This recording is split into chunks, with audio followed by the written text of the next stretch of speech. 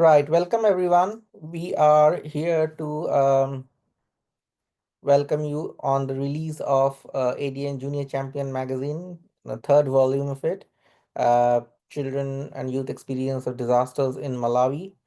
My name is Aditya Ghosh. I am Science and Society Interface Researcher for Avoidable Death Network ADN.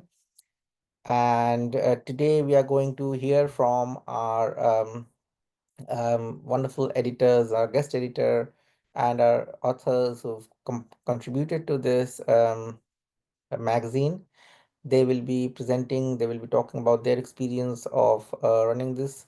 This Junior Champion magazine is really to give ownership to younger generation and enhance their role in understanding disasters and sharing their experiences and to even prepare them for future and also to kind of train them in how these young citizens today will be citizens of tomorrow handle this rather precariously poised world and go through this experience. So we are here to um, so, uh, launch this third volume of Junior Champion magazine. There are some. This meeting is going to be recorded, so I would hope that you do not have any problem with that. This will be published also online. Um, so please ensure when others are speaking that your microphones remain muted No, and no, and no, everyone will be no. every session will be timed. Each one we are going to adhere to because we need to finish in an hour. And there will be a photograph of a screen grab taken of for all of us. Those who are not willing for their photographs to be taken, please switch their cameras off around that time. This will be announced by Kelly, who will be taking that photograph. Um, yes, and this is the sequence of events that we are going to follow. We'll be talking about the housekeeping and the introduction, which is just explained to you. Then we'll have I will be briefing you about ADN and overall sort of an overarching understanding of ADN, what ADN is, what it does. Then Mr. Omar Abdullah will be introducing the global campaign initiative because our Junior Champion magazine is tied to the global campaign for disaster uh, deaths.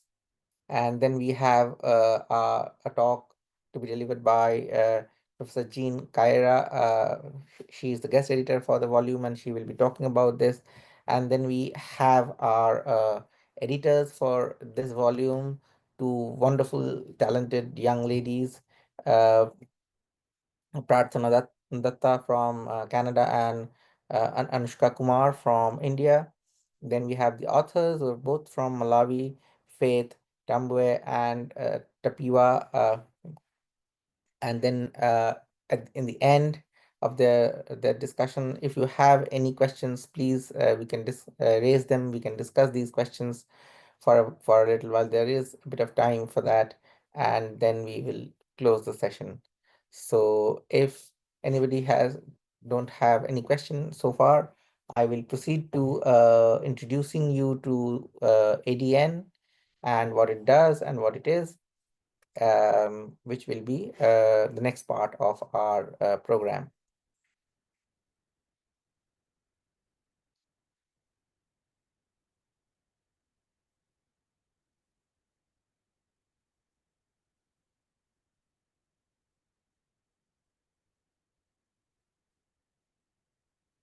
Right.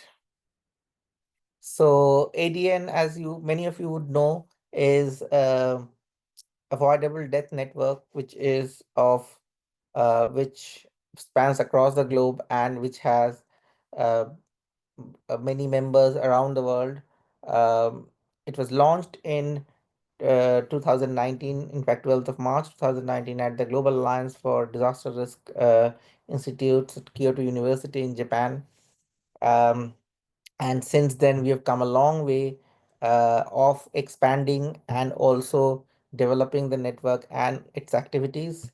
So, this is essentially a network of experts, researchers, academics, policymakers, uh, and also young citizens of the world. And we all have a common agenda and a common kind of goal uh, to reduce and, in an ideal world situation, absolutely get rid of all disaster induced deaths, especially in low and middle income countries, because we have been able to largely uh, almost minimize the number of casualties in the developed world. I wouldn't say that that's a certainty, because even in the 23 floods in Germany, about 160, 170 people lost their lives. So, so depending on the intensity of the disaster, depending on how severe the disaster is, there still can be casualties in developed countries as well. So this is our um, effort of both ADN and its members to work with policymakers to produce new knowledge, to interact with policy and science, and to fill up that void in many cases, and to also introduce technology in its right senses. So ADN membership as of last year spanned about 94 countries, and we have about over, in fact, 900 people. It means that ADN members is kind of half of the UN recognized countries, which is 195 countries. Now, we also have chapters, ADN chapters in India, Bangladesh, and Oman, and all these 900 members represent various kinds of sectors. They're not only from academia, not only from policy, not only from industry. They're all a mix of people. And as you can see, the top 10 countries are India, the United Kingdom, Nigeria, Bangladesh, Pakistan, Uganda, Indonesia, Sri Lanka, and Afghanistan. So all these members come from largely from these top 10 countries, but there are others also across the world. Um, ADN was launched in 2019, and it is hosted jointly by Kansai University in Japan and University of Leicester in the UK. There are some of us who are based in the University of Leicester, including Nivedita and myself, and there are others who are based in Kansai University in Japan.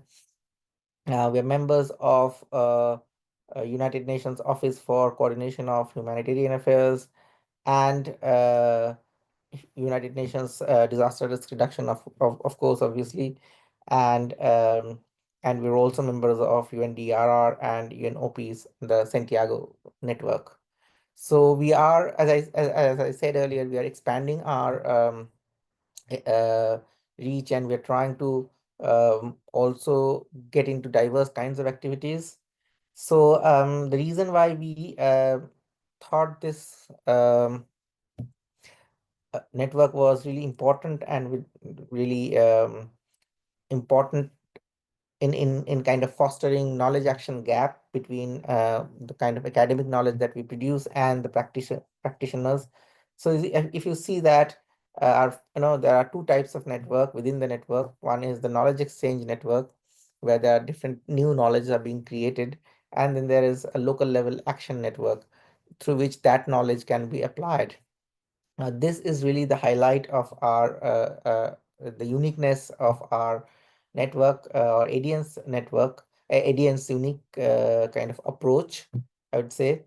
As you can see that from literature, from various case studies, we have realized that disaster deaths are really avoidable. But why we are not able to mitigate those, why we're not able to minimize deaths as we would want is what we are trying to also find out, and we are kind of trying to foster direct partnerships with uh, local authorities, local agencies, local non-governmental organizations, and we are leading research on various kinds of areas which are not really highlighted or looked into in the disaster risk reduction research overall, which actually happens not immediately or may not happen immediately after a disaster, but it can happen in a window of anything or like a window of 15 days to 6 months.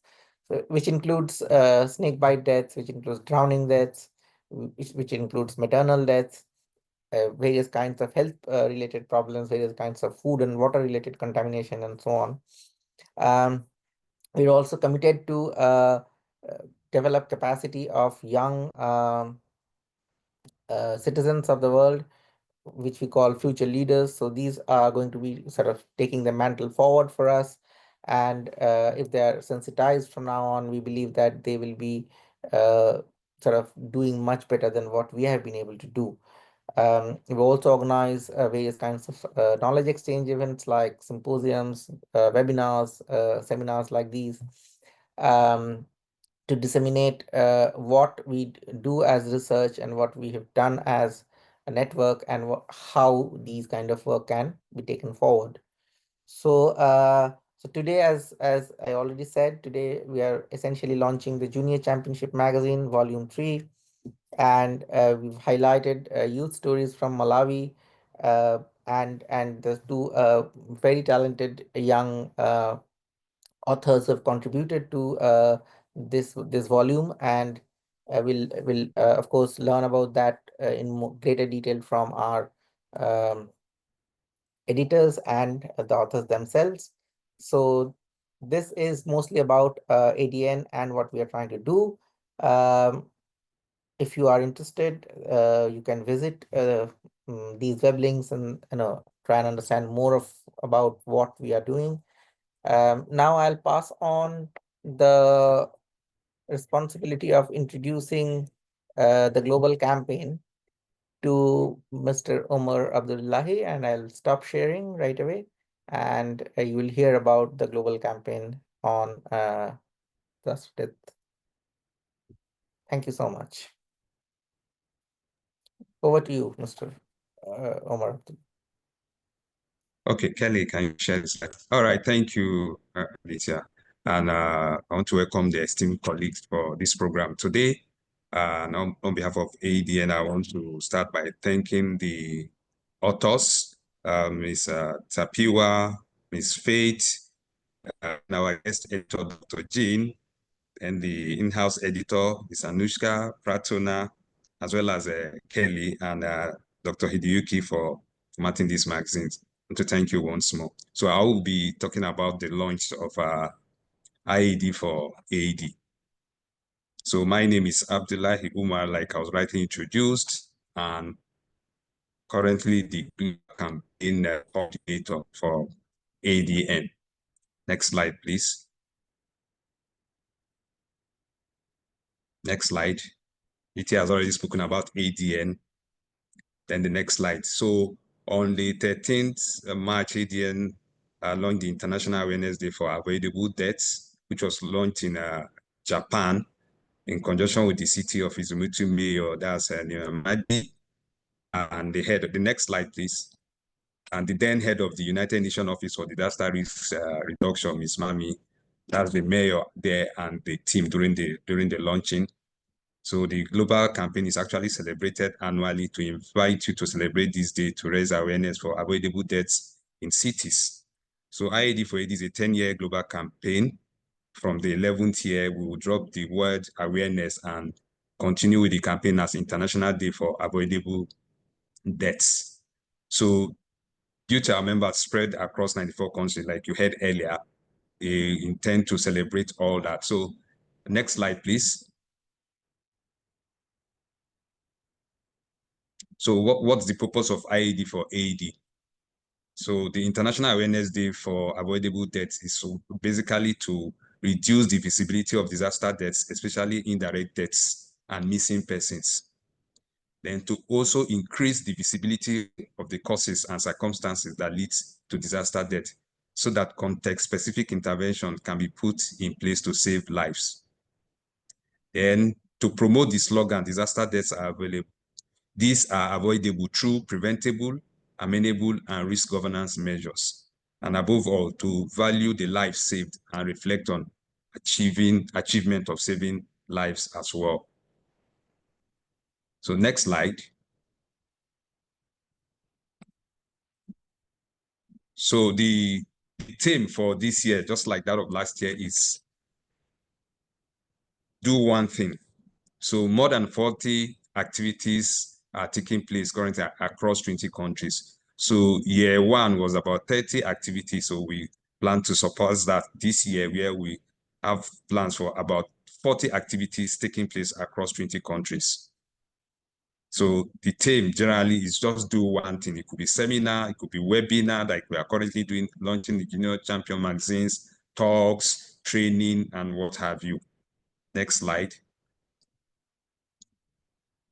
So we have several global messages and cultural assets to use for this particular global campaign.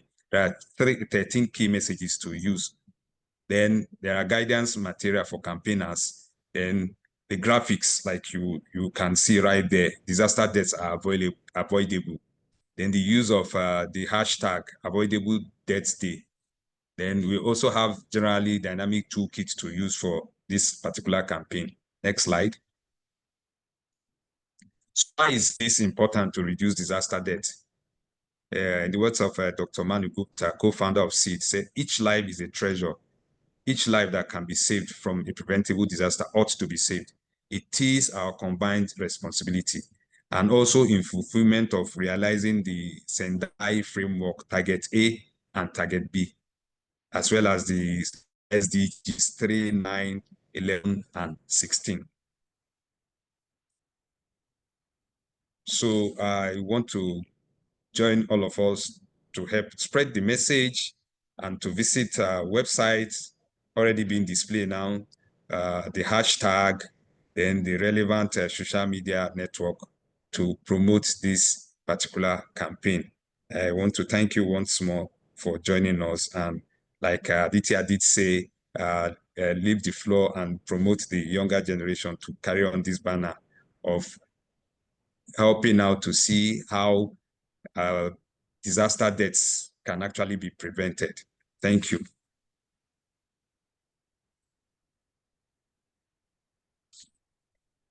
Hello. We would now have a photograph which Kelly has kindly agreed to get a screen grab done. So over to you, Kelly, and then we'll invite our guest editor, Professor Dr. Jean Kaira, to speak. If we could all switch on our cameras and show our brightest smile, we will take a quick picture. Okay.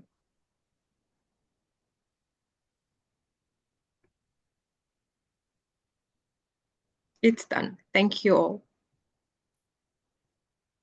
Thank you. Thank you so much, Kelly. Now I would request Dr.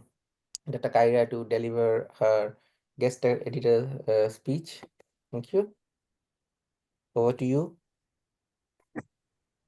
Thank you so much, Dr. Aditya. Thank you, everybody, for showing up today. I don't take this lightly, and I'm super, super grateful to have this opportunity to share something from my homeland and with the amazing youth that are here today with us.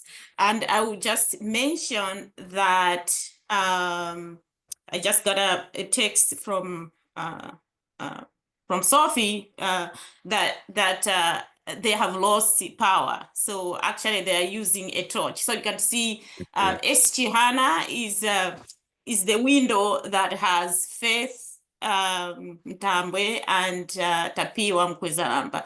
they're going to share their stories, but you can fingers crossed that that the torch also doesn't lose power. So I will not spend too much time, so we get to hear their stories. So Kelly, if you don't mind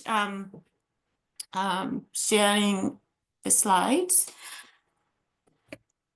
Yeah, so I am Jean Kaira. I am Malawian, but right now I live and work on the traditional territory of the Haudenosaunee Confederacy, particularly the Onondaga Nation here in Syracuse, New York.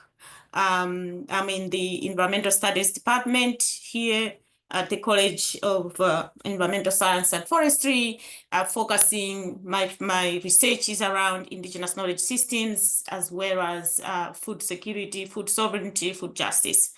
I am really grateful because I got this opportunity to participate in this manner at a time which was very right, so to speak. So a dear colleague of mine from way back in when I was doing my PhD at the University of Saskatchewan decades ago, Dr. Ranjan Dara, we worked together on many projects. So last summer, he and I were talking, and he said, "Okay, you're going home. What if you bring the stories from your home country, youth stories about the climate change and disasters and things like that?" I was like, wow, okay. So it came at the very right time, because I was preparing to go to Malawi to continue my community-based research. I'm really focusing in Kasungu district, but this opportunity helped to kind of broaden my reach. I work with youth in Kasungu, but I thought of broadening the reach. So if you don't mind, Katie, next slide. So this is just a slide to show geographically where Malawi is located, and some few facts about Malawi. You can see there we are approaching near 22 million people, and the population density in the urban areas is quite high, 230 people per square kilometer, and our land size is not that big. So I just thought of sharing that information. Next slide. So like I was explaining, my community-based research has been all over Malawi. Actually, my dissertation was in the southern part of Malawi in Machinga district. And then recently I've been working in Kasungu mostly. But with this opportunity and through the relationships that I have with the teachers in Rumpi district, as well as in the Lilongwe district, I thought of extending, like, can we get youth stories on the impact of what is going on related to weather and stuff like that.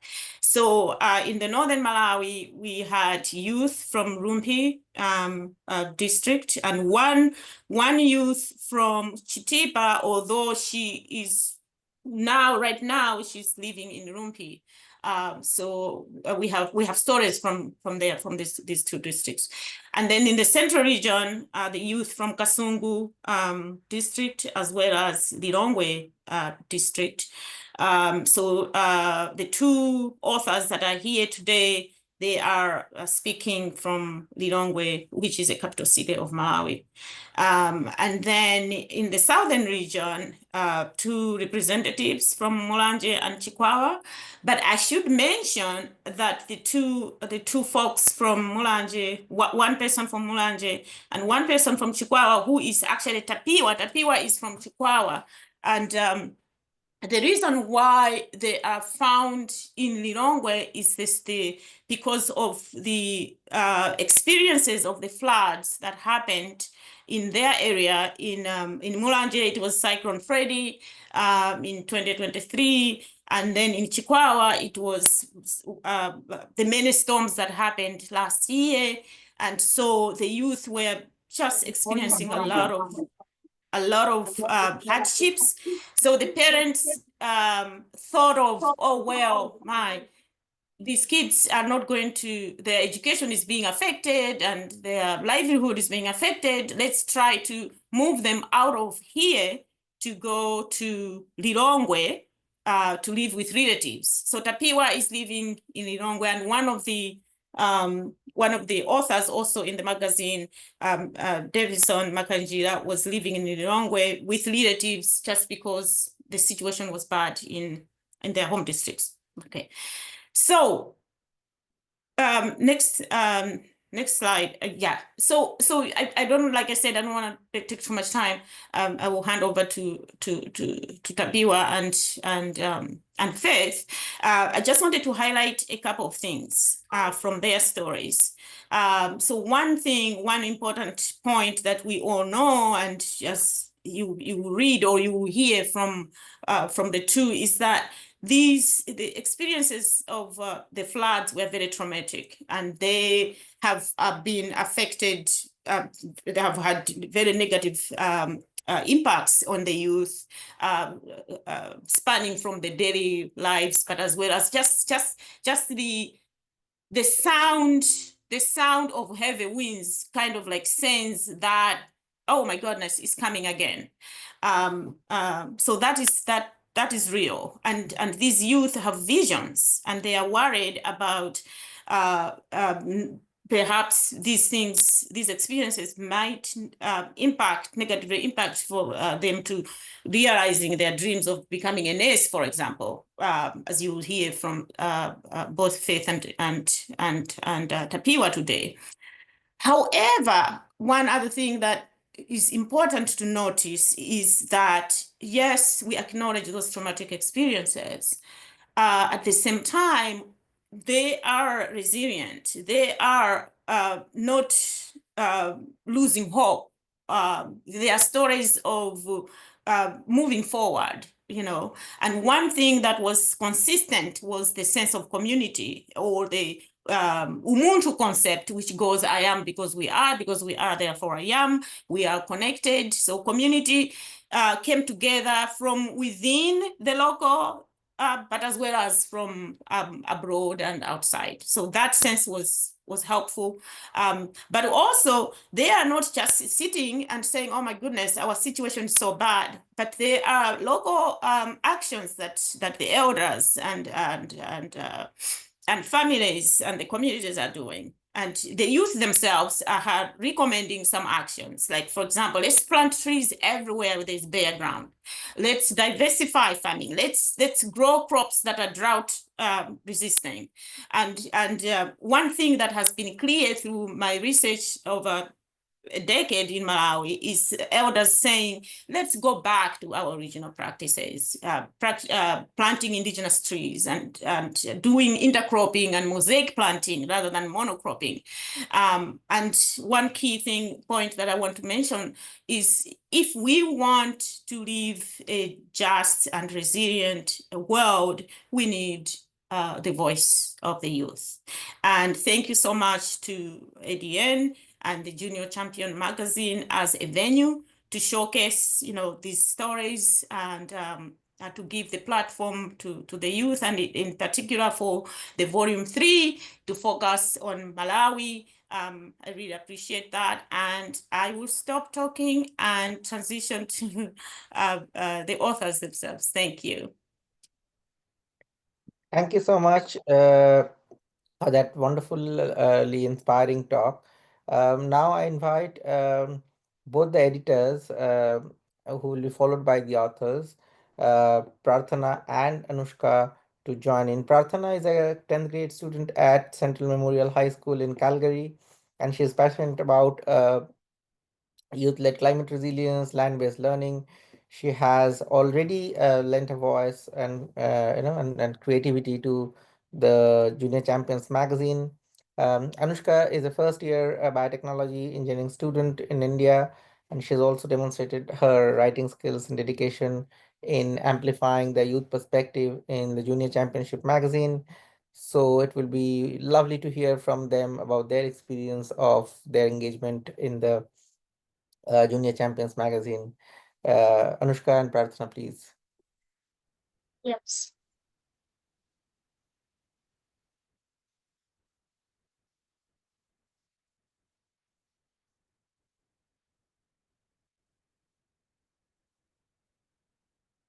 Good morning, good afternoon, and good evening to everyone joining us from across the world. It is an honor to stand before you as a junior champion of the Avoidable Deaths Network and the member of the operations team. Today marks the launch of the third issue of the Junior Champions magazine, children and youth stories from Malawi, an edition that brings forward the voices of young individuals who have directly experienced climate-related disasters in Malawi. First and foremost, I extend my deepest gratitude to Professor Nivedita Ray Bennett and Dr. Hideyuki Shiroshita for their unwavering support and guidance. Their leadership has been instrumental in bringing this issue to light. I would also like to thank Dr. Jean Kaira, our guest editor, and Dr. Rajat Datta, our advisory board member, for their invaluable contributions. Along with the supporting editors, Mr. Fahimul Islam and Ms. Sadia Nigaman. Your collective efforts have shaped this magazine into a powerful platform for youth voices.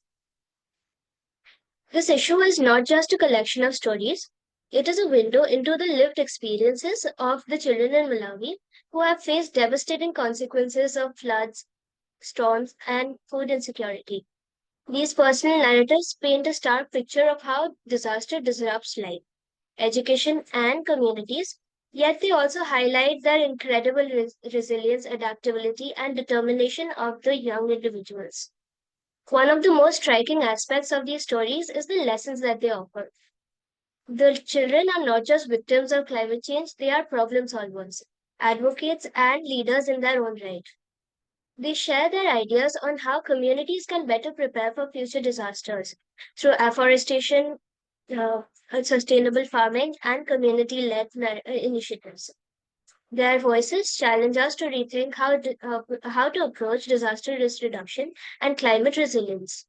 This launch is particularly special as it coincides with the International Awareness Day for Avoidable Deaths, a global campaign that reinforces an urgency in addressing vulnerabilities that lead to disaster risk fatalities. Through this magazine, we amplify the youth voices, foster global awareness, and impacts and help to mitigate the impacts of the climate-related disasters. I want to take a moment to sincerely thank all the young authors and who have shared their experiences involved in the production of the magazine. Your work has made a difference, and I hope these stories resonate with all of you, inspiring change and action in disaster risk reduction across the world. With that, now I invite my co-editor Prarthana Datta to share her thoughts. Thank you so much, Anushka. My name is Prathana Datto. I am honored to be presenting issue 3 of this magazine as a junior champion of ADN. Thank you to everyone for being here with us today. This magazine is a result of great hard work, passion, and learning. I would like to echo Anushka by thanking our guest editor, Dr. Jean Kaira, supporting editors, Mr. Mohammed Fahimul Islam, Ms. Sadia Negaban, the advisory board, Dr. Ranjan Datto, and Professor Nivedita Ray Bennett, and of course, all the youth who have contributed to this magazine. Without all of these people, this magazine would not have been possible.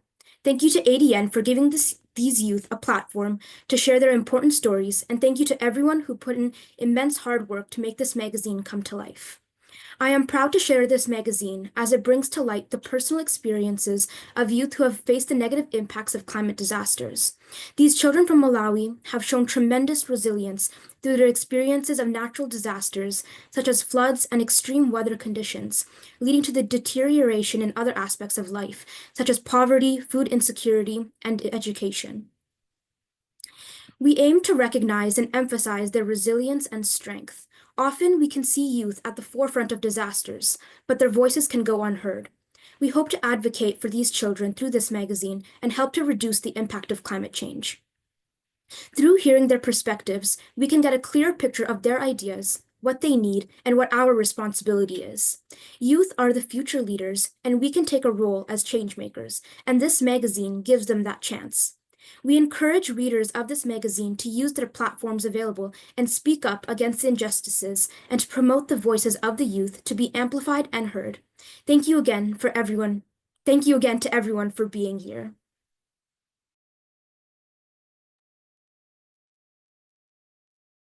Thank you so much, Anushka and Prarthana. Now may I have the pleasure of inviting two authors of this magazine, Miss Tapiwa. She's 15 from Chikwawa, Malawi, and she now lives with her aunt, as Dr. Kaira was explaining earlier. And despite challenges, she excels at the school, and she sort of dreams to become a nurse. Um, the other author, Faith, is 13 and she lives in Lilongwe with her mother and three siblings. And there are also kind of challenges that she also faces.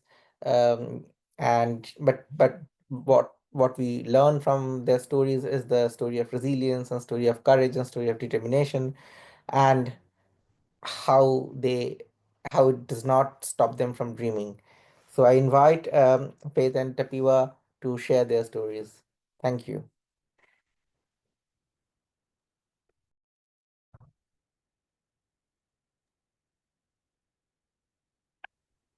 Hello. Here we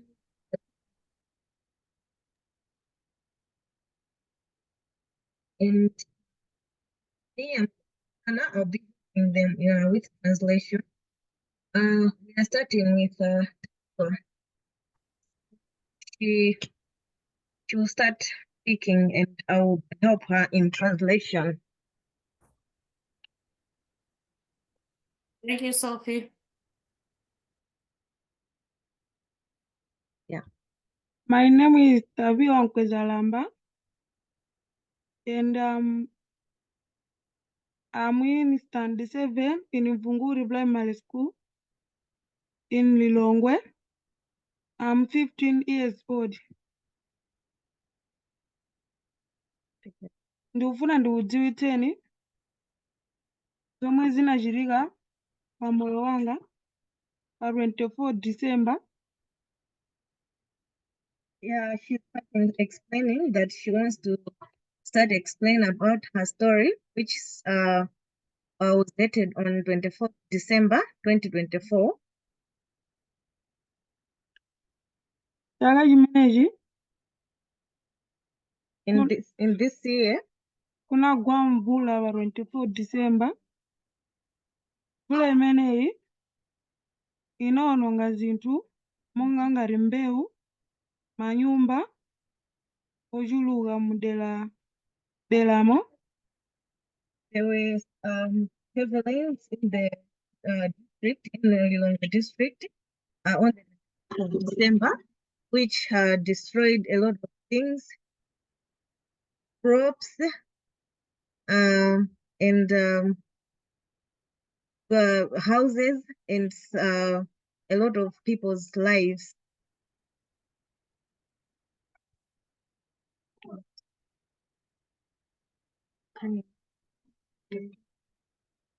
Ineyo ndinakhudzika ndi momwe zilili panopa kumeneko kusanje.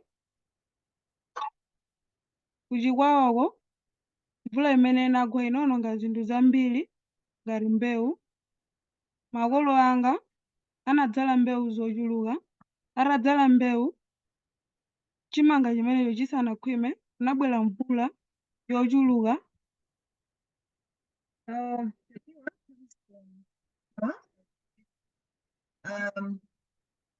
She explains that the heavy rains which destroyed a lot of crops and a lot of houses last year. Kunabwera mvula yochuluka inawononga mbewu imene anadzala makolo anga. Patatha pamenepo analimbitsa mtima asanafowoke, anadzalanso mbewu zina, nawuza kuti asamadzale mbewu imodzi koma azidzala mbewu zosiyanasiyana monga chimanga, mbatata, chinangwa, zomwe sizingafune fertilizer. So after those rains, they were displaced from where they were staying, and it destroyed their crops, of which they did not stop from there. They tried to plant some other crops which were resistant to the weather. And then they also tried to plant some crops which would not need fertilizer. Ndipo makolo anga anabveradi zimene ndinawuza, anatenga ndi kudzalaso. Atadzala kunadzagwaso mvula yambiri yomwe inakokolola zinthu zonse.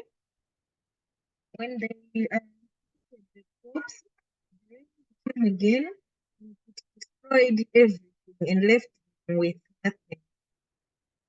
Itakokolola china chilichonse chomwe chinali mundamo, timasowa chakudya, timadya zinthu zowawa, amati zikhawu, zimene zimapezeka kucheni kuchikwawa, timadya zimenezozo, timakhala ndi njala, makolo anga sitimapita sukulu, sitimaphunzira, chifukwa cha zimenezi makolo anga ananditenga kundilumiza ku Lilongwe kuti mwina ndikaphunzirewo.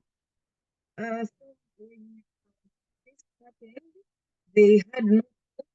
They started eating some fruits which were not sweet. The kind of cassava, but it's not real cassava. And they stopped. She and her siblings, they stopped going to school because they did not have a place to stay. They did not have food, and they did not have clothes to go to school. So after this, the parents thought of her to come to Lilongwe to start staying with other relatives so that maybe she can go to school from Lilongwe. Ndinabweranso kuno, sindinaone kusintha china chilichonse ndi moyo umene timakhalira kuchikwawa. Kuno kumaphunziro anga sakuyenda. Ndikungokhala kumaganizira makolo anga ndi momwe timavutikira tikukhalira limodzi kuchikwawa. Still more, though she's in Lilongwe, where the lands that were experiencing in China, she still has problems and from where she's staying because she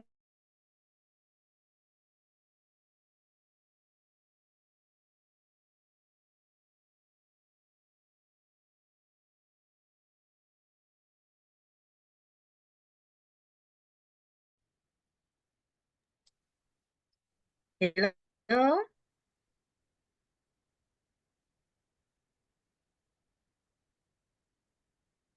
Sophie, I think, is the network because we didn't hear. I think you were frozen for a bit, Okay. a little bit. Sorry, I think we had a network problem. Okay, so she was Mhm. explaining, even though she's staying in Lilongwe, she still has to think about her family in Chikwawa, whereby each and every day she thinks of what is happening to them. They don't have food. This is affecting her education here because she cannot concentrate sometimes. She also have problems from where she's staying because the people she is staying with are not her real parents. Kumene makumana nazo kumene ndikukhala, tili ana 5. Pa ana 5 ipo, enawo amatha kuwapangira chilichonse chimene akufuna, ngati school uniform, makope, mabagi, nsapato, koma ene kuti ndapemphe kuti andipangire, samandipangira. Where she's staying are not her real parents. There's kind of discrimination because she's not their real child. So they don't provide for her everything that she needs at school, like notebook, clothes or school uniform. Kuti ndizipezereza ku skulu ndi machiro anyu, kuti tile makupe, uniform, nsapato, madzipangira. For her to find stuff to use at school, she does some piecework so that she can buy some clothes or notebooks or writing materials.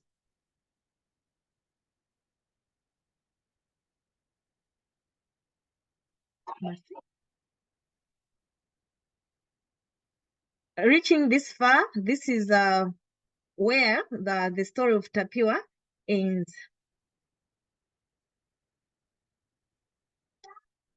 I don't know if we can continue with Faith or I there think are so, some right? questions. Okay. We can definitely continue with Faith because this is their forum. All right. Please.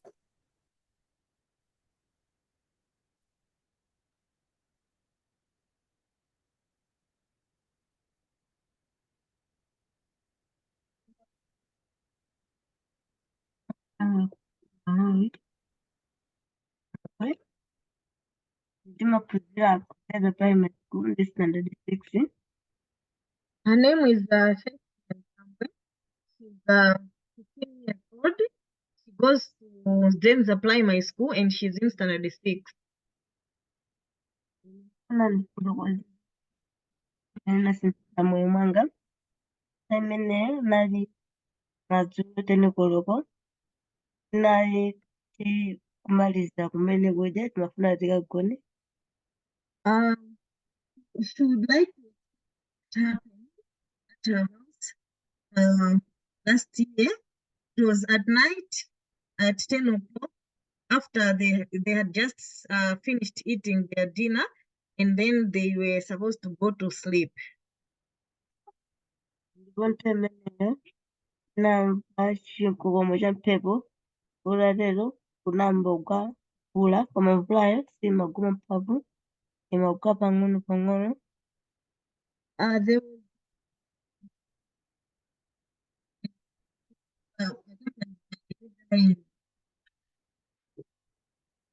Kulatero napeza kuti penambochita mantha tambochita mantha napeza mayang'ana tanini dzukani konzekani tikati tikiruke nyumbayo kuti tisanamalize napeza kuti nyumba ija nakani inasasula tomo.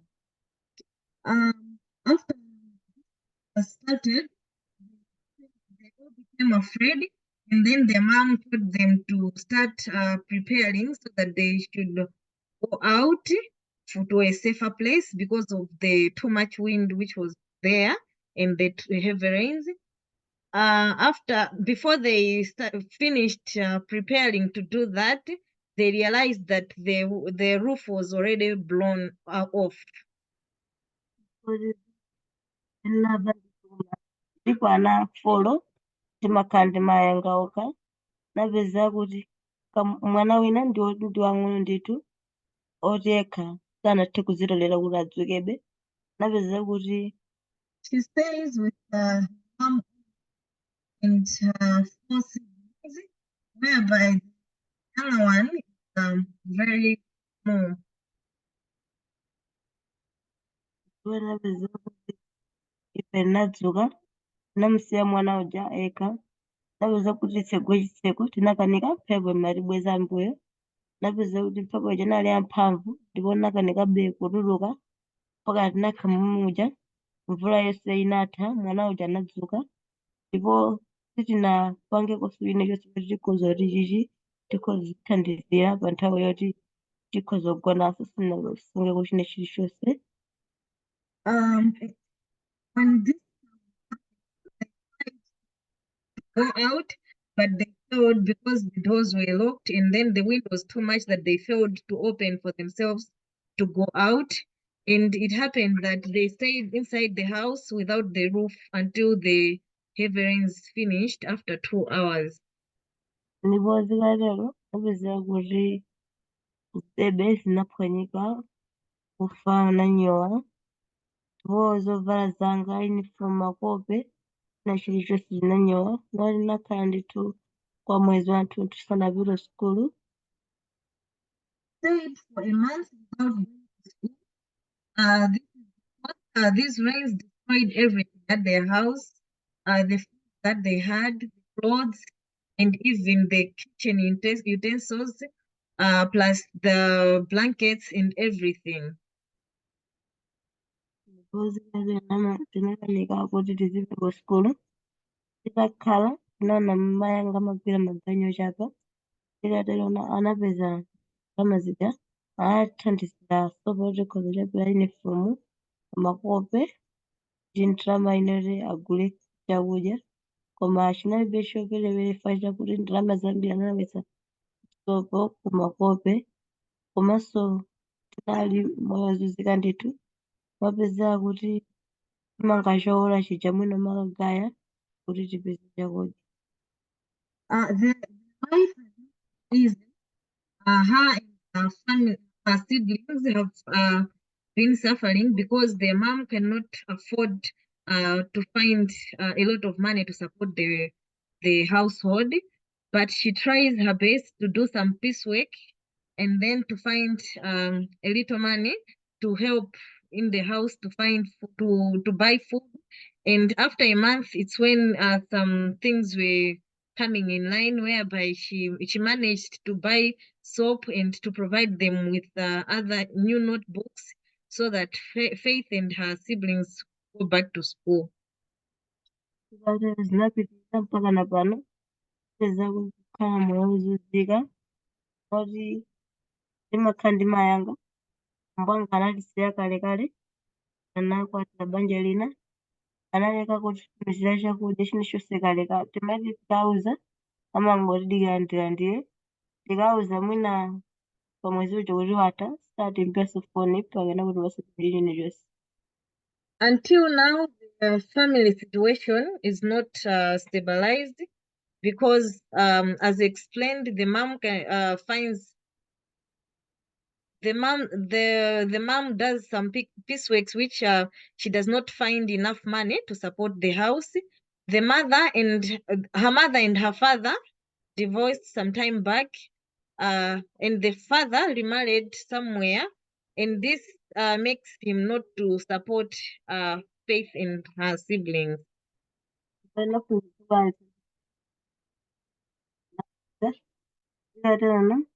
Apezera kuti timajomba ku sukulu tisamapita koti sotipite tilibe basi timangokhala mayanga koma mozizira pakana pano paende timakhala ndi mathu mozizira koma timafunisa nthu chakudya tikamachipeza kupezera zathu koma zimatikanika panopa timati tikapeza ndalama mwina makagula gaga kuatero kugaisi tikumadya kuti tipeze chakudya china monga timanga zimatikanika. Faith really wants to finish her education, and she really wants that her family situation should change. They really tried to ask the father to intervene in their situation, but he was nowhere to be seen. Right now, they eat, sometimes they don't eat, even though the mother tries so hard to make the family, to find food for the family, but it's not the same as other families. They sometimes eat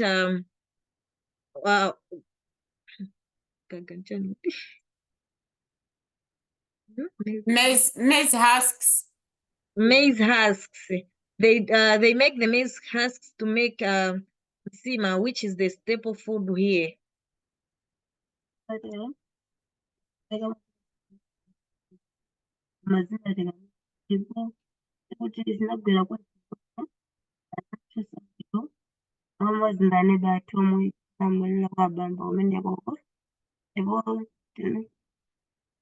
She really wants to continue with her education, but the situation at her home makes her sometimes not to go to school as expected, like every day, because of the problems that they are facing. This problem has not affected only her family, but a number of families, including their neighbor who lost his life during that painful day.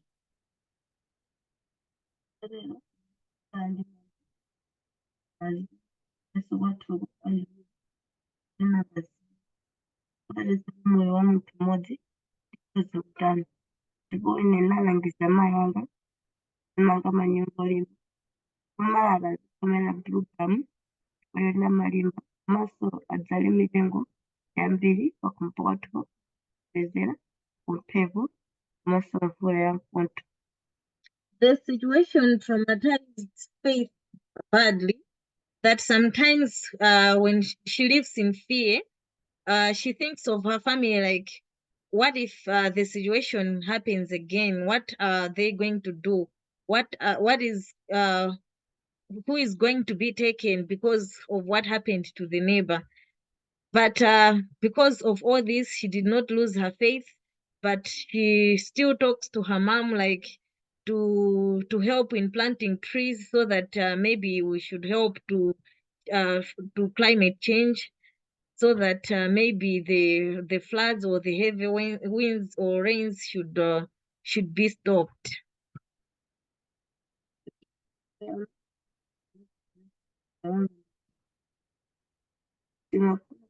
to be in a marriage, result and is result the American neighbor, Pigatero, in a resign, American Colonia Dila.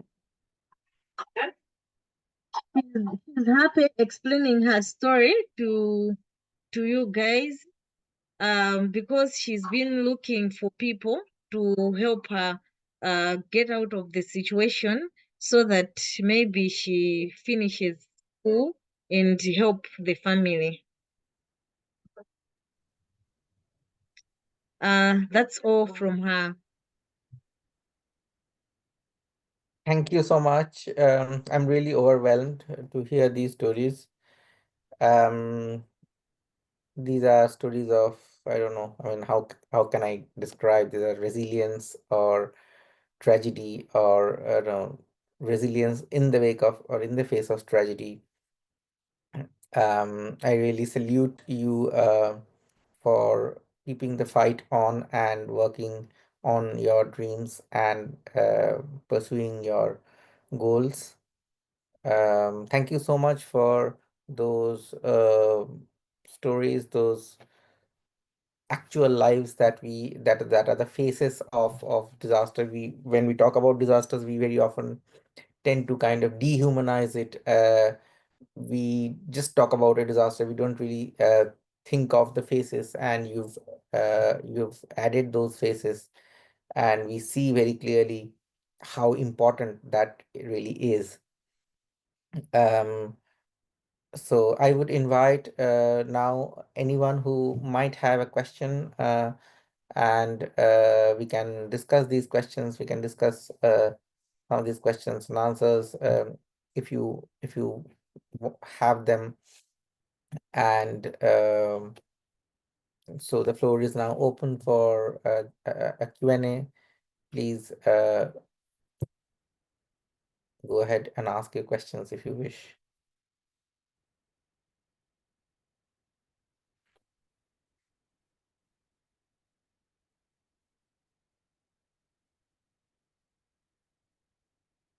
Anyone willing to ask a question to any of our editors, to the authors,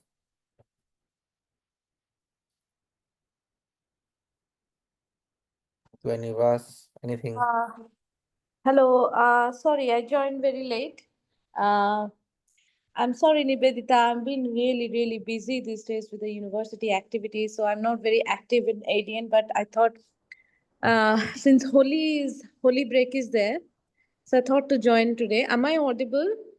Yes, you are. And it takes me really to the first launch that we had in 2023 at in our university, where Orconil was here and the entire family was here. So it was really overwhelmed, and I mean I'm really overwhelmed to see the kind of stories that is coming up now. The journey we started in 2023, and now we see the number of stories, the real life stories that I see, and I mean coming live and sharing, that was really heart touching.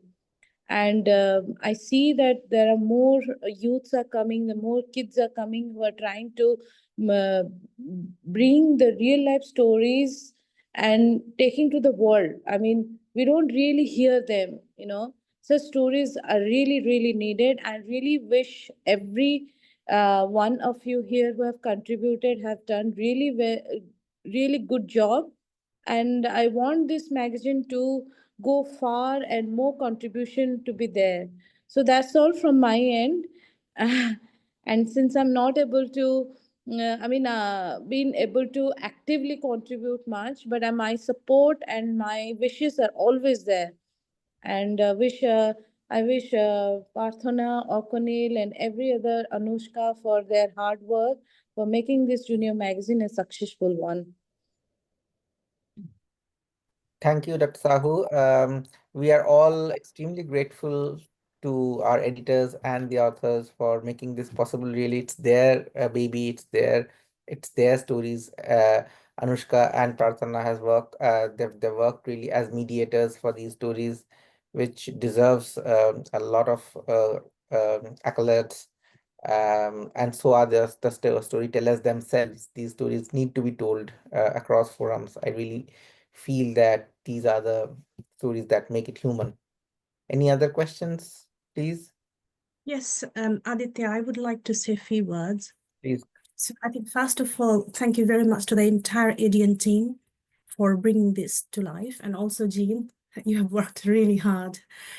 As Madhu said, we launched this magazine only last year, literally 1 year.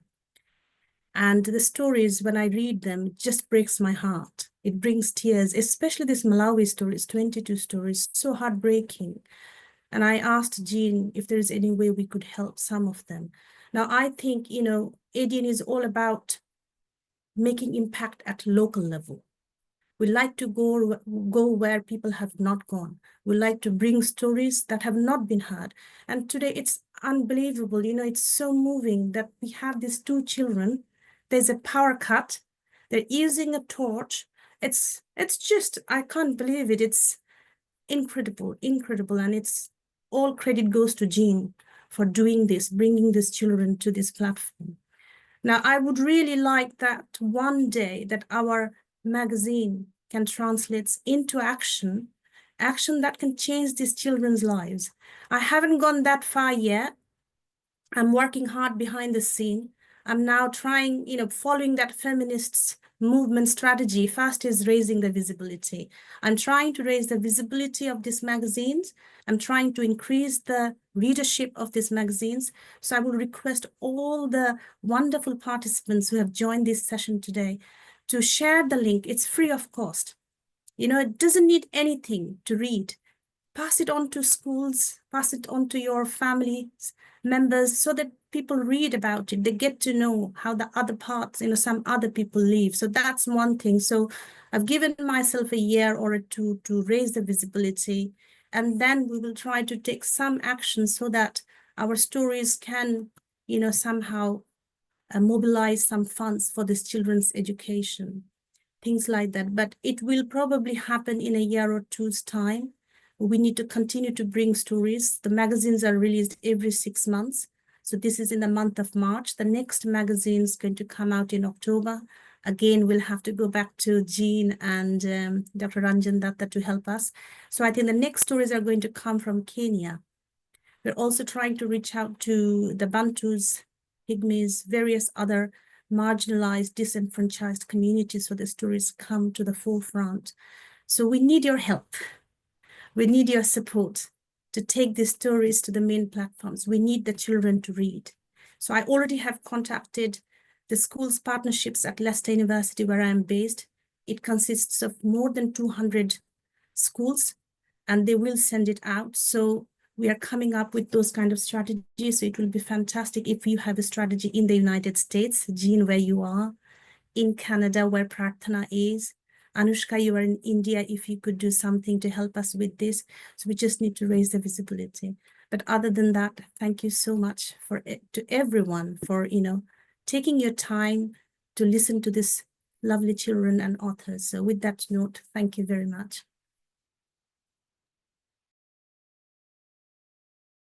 Sorry. Thank you, everyone. If you have any other questions, we can continue maybe a few minutes with them, or if you don't have any questions, we can probably close the session for today with the hope that many more stories will come out and many more such stories will be highlighted and heard around the world. And that's really going to be what Professor Ray said is really the purpose of this magazine, to make these stories heard, to make to humanize these stories, and to have them embedded in the policy dialogues that we very often carry on in a very impersonal way.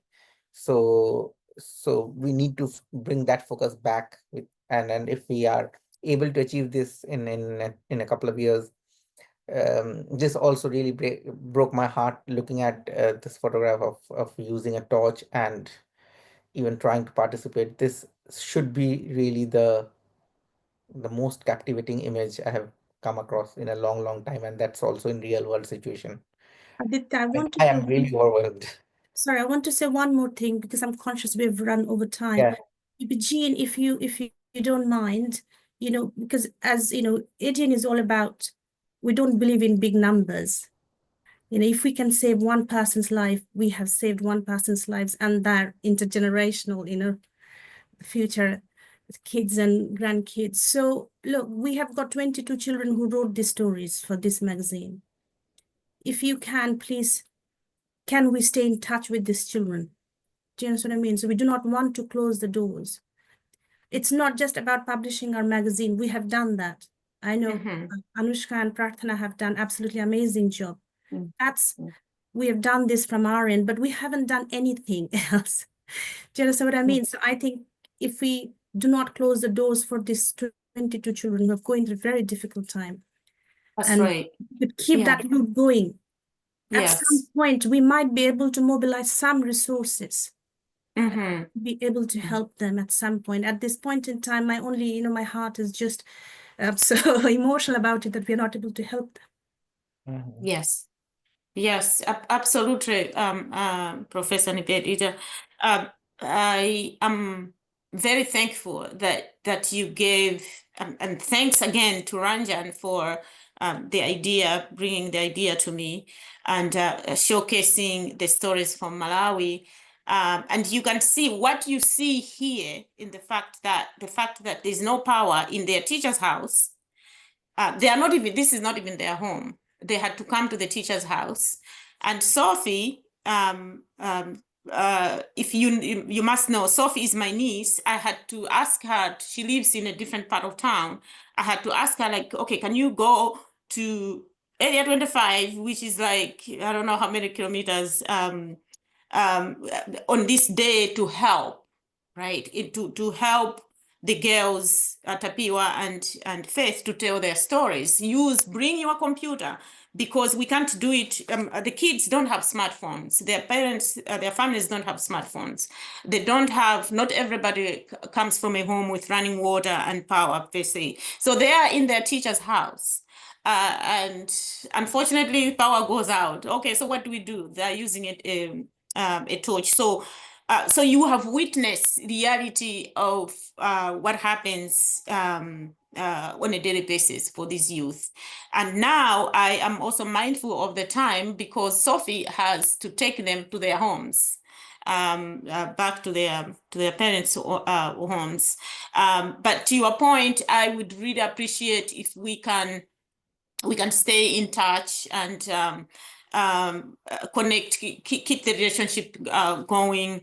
And I would just mention whatever personally, whatever I can do, I try to help here and there.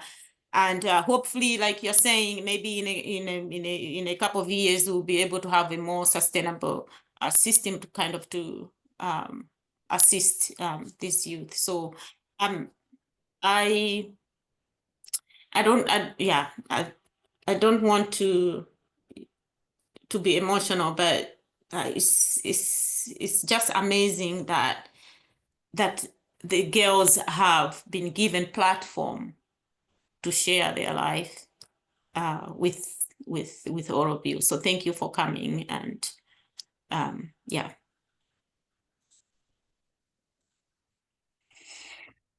Thank you everyone for joining in today. We've gone sort of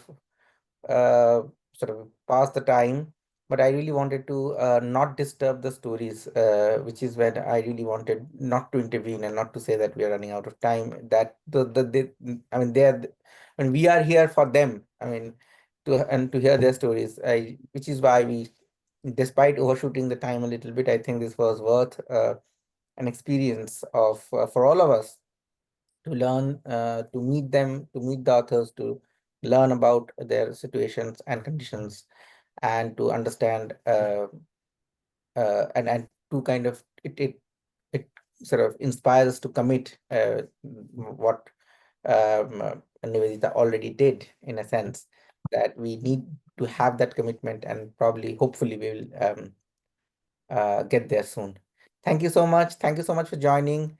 Sorry to interrupt again. Yeah, carry on. Jean, I know the girls can't understand English. So if you could please, in your language, convey them 2 big hugs and lots of love for them. Okay. They're not able to understand English. If you could just give them big hugs and lots of love to them from all of us. From We are all, thinking about them. from India and from other parts of places where we all are. Yes. Okay, yeah. From all of us. Yes, I'm happy to do that. So Tapiwa dakalipo, Tapiwa ndi alipo pa frame po. Tapiwa and Faith. Yes. Mukundimva? Mukumva? Ndi apa anthu onsewa ayamika kwambiri kuti mwabwera mwachita mwanena nkhani zanu monga mmene mwapangira, ndipo akhuzidwa kwambiri ndi zomwe mwanena. Ndiyeno akunena kuti akukondani kwambiri ndipo akupasani hagi panopa.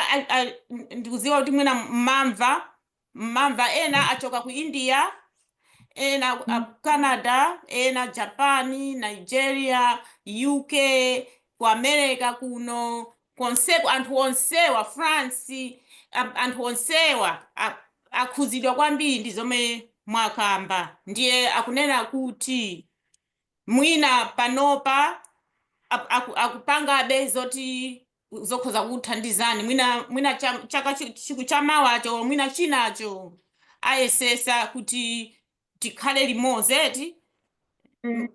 Ya ndiyeno nkhani yake ndi imeneyo, koma big hugs eti. Mwalandira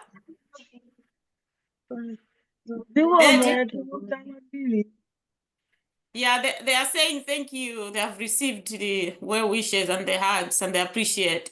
Yes.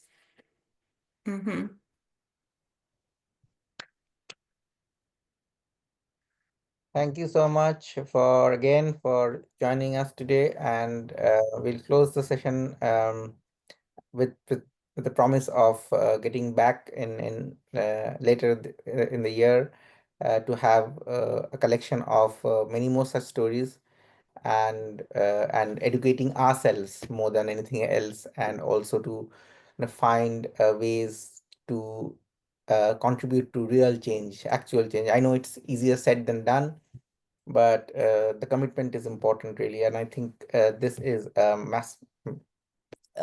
very impressive way that these children have told their stories. It's our now job to take it forward. Thank you so much. Thank you so much. All the best, and see you again soon. Yeah. Bye. Bye.